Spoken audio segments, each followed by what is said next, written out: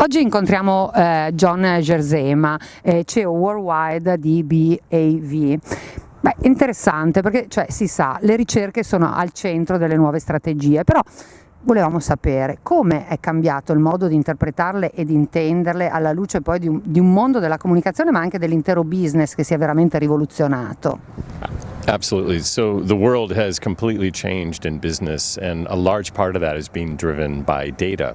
So obviously we live in an era of big data, which is what we do at BAV, but it's also about smart data, which means that you can now look at ways to customize insights into your customers. We call it brand.me, but that is the idea of understanding at a very, very specific level each one of us as people and what sorts of motivations and hopes and dreams that we have, and then how we can use those insights to do a better job to market to them. Ma quali sono i trend emergenti? Cioè possiamo delineare dei trend che sono worldwide, anche se vogliamo più determinanti? So in the context of trends, it's really interesting today. We track a range of trends for one of our largest clients, which is the Ford Motor Company. And each year we put out an annual trends report. And a few of the things that we're seeing this year are the importance and rise of values. So in our BAV data, trust in brands and companies have declined by 50% since the global financial crisis. And that's because consumers now are increasingly worried about all types of company scandals in the government. Even we've seen this week the issues in Panama that has led to the resignation of the Prime Minister of Iceland.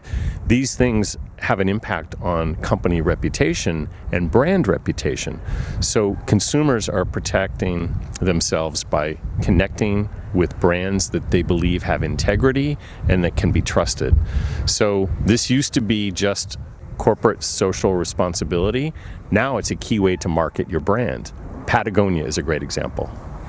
Tra l'altro, ecco, anche in quest'ottica, se la globalizzazione fino a ieri era intesa come capacità di creare economie di scala per essere globalmente nei mercati, oggi la nuova tendenza parla anche di un'esigenza di essere poi localmente riconosciuti, quindi declinare il tutto sui mercati locali.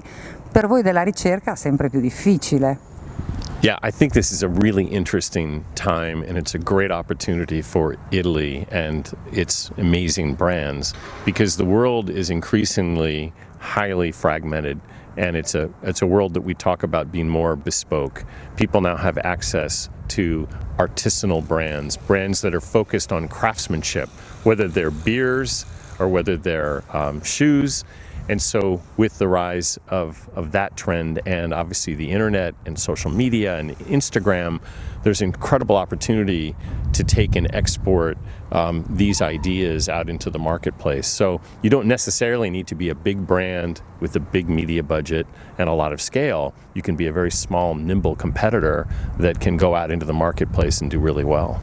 Ecco, visto che abbiamo introdotto il tema proprio dell'Italia specifico, prima di chiederle quali sono anche le strategie che il brand Made in Italy potrebbe usare per farcela tornare strategico nel mondo, diamo anche un occhio ai risultati più salienti della ricerca che avrete presentato a Milano rispetto proprio al posizionamento delle diverse nazioni. So we just conducted a study and we presented this at Davos, and this is the study that looks at nations as brands.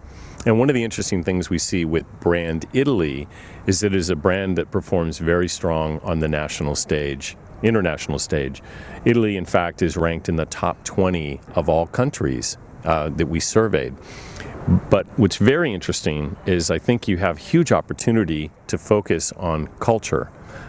Italy was number 2 in cultural clout, which means style, panache, the belief that the society is highly creative and highly innovative. And Italy was second only to France. Mm-hmm. And so the big opportunity, we believe, to think about taking these cultural assets and really using them in a way that can jumpstart commerce, because that is the other side of the coin, which is that Italy is not seen as business friendly when we look at perceptions of the country around the world. It's more closer to ranked 36th. So big al top chi c'è? Al top? Who's at the top? Who's at the top? In business ready, Luxembourg and Sweden. Canada was number 3. In Denmark was number 4. So we tend to see a lot of the Nordic nations, a lot of the nations that are highly transparent in terms of business practices and have very flexible and agile economies. So we think this is very interesting. The other thing is that Italy is number 2 in adventure and beauty. Right? It's a romantic country. People think it's an incredible place to visit, amazing for tourism, amazing for experiences.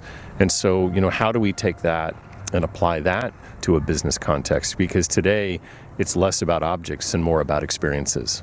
Hai già anticipato, penso, quali dovrebbero essere le strategie del nostro paese per farcela a livello strategico, ma ecco, c'è una pillola, una ricetta magica che tu intravedi? Ovviamente agire sulla cultura, insistere sulla nostra capacità di avere uno stile distintivo, sulla bellezza, ma insomma il tutto come si declina poi a livello di forza paese? So hard to distill such a complex question into 5 words, but I'll let the consumer do it. This is what people around the world thought that were the most important aspects of Brand Italy. Fashion, fashionable, trendy, cultural, clout, has great food, sexy, fun, and it's a place I would want to live, and also family friendly. A wonderful place to live. A wonderful place to live, which again, this is perception. This is perceptions of people around the world of Italy. So even as Italy struggles through the economic challenges of today, it's useful to know that the brand is very strong internationally. Right? People around the world think that Italy is a fabulous premium brand. Forse dobbiamo crederci un po' di più noi italiani per primi, ma questo è un altro discorso che aprirebbe altre parentesi. Invece veniamo ai progetti nuovi. Ha scritto vari libri, insomma lei è un trendsetter non indifferente. Cosa ha in serbo per il prossimo futuro?